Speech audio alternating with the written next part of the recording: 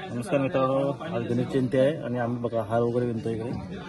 बाकी माणसं खूप आज घरी आलेले आहेत, दाखवते मी सगळं. अशा रीतीने आमच्याकडे गाव पातळीवरती अशी कामं करायला लागतात मुंबईतून येऊन. एक आनंद असतो वेगळा की सामाजिक कार्यामध्ये काम करताना अशा पद्धतीने काम करायला मजा येते. अशा रीतीने आपला स्टेज रंगमंच दाखवावा तुम्ही मध्ये जाऊन. येतं बांधणारी कुठे गेली आमची मंडळी बांधणारी? ते जरा घेऊन नंतर थोड्या वेळ. हा आता लगेच नाही चालेल.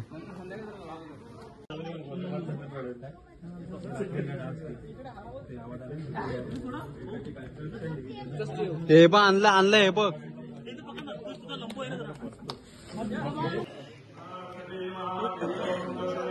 मस्त वाटतं स्टेज रे.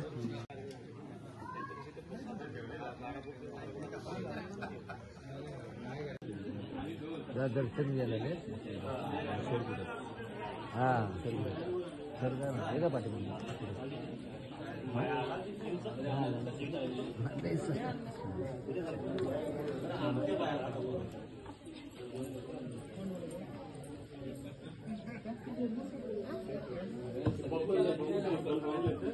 त्याने बरेच लोकांना जबिलेंदी होते.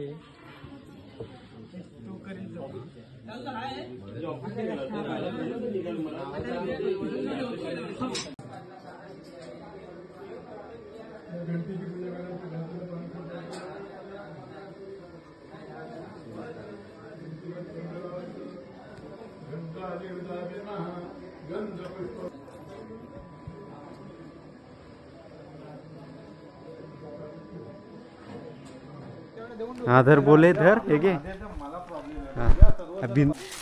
पकडले चल बोलू नको पप्पा. नमस्कार मित्रांनो, आम्ही चाललो होता गणेश जयंतीसाठी आमच्या वाडीमध्ये. ते बघा आमच्या फॅमिलीकडून आम्ही काही ग्रुप चालला आहे आमच्या फॅमिलीचा, कुटुंबाचा. त्यानंतर खाली जाऊन आता सध्या तिथे जन्मकाल चालू आहे, म्हणजे 12चा जन्मकाल असतो गणपती बाप्पाचा. जन्मकाल चालू आहे. आपण तिथे गेल्यानंतर जन्मकालचे क्षण टिपता येतील तर टिपूया, किंवा आजूबाजूचा परिसर. इथून पुढे पालखी नाचवलं जाईल, त्यानंतर मग महाप्रसाद होईल, त्यानंतर पुढचे काही प्रोग्राम्स. तर शेवटपर्यंत व्हिडिओला बनत राहा.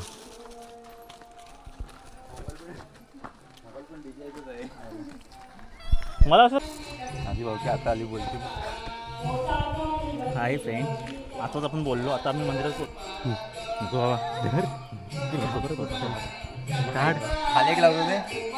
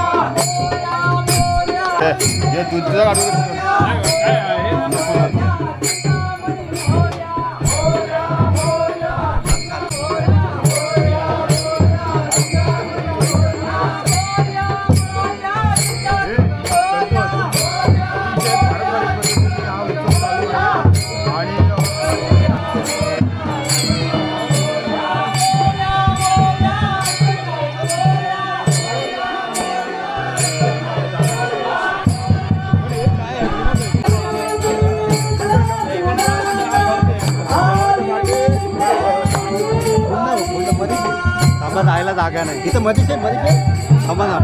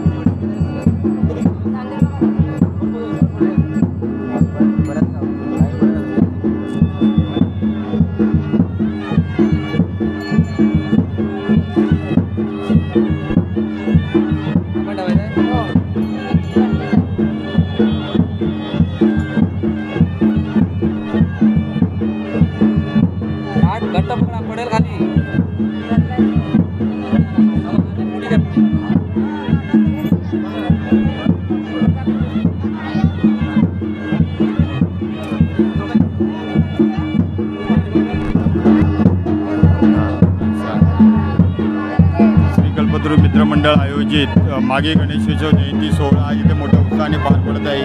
तुम्ही पाहू शकता की पालखी नाचवते पारंपरिक पद्धतीने सगळे गावकरी वगैरे आलेले आहेत. महिला मंडळ जे काही आहे ते मुंबईचे संजय कार्यकर्ते आज आपल्याकडे मोठ्या उत्साहात सगळीकडे वापरत आहेत.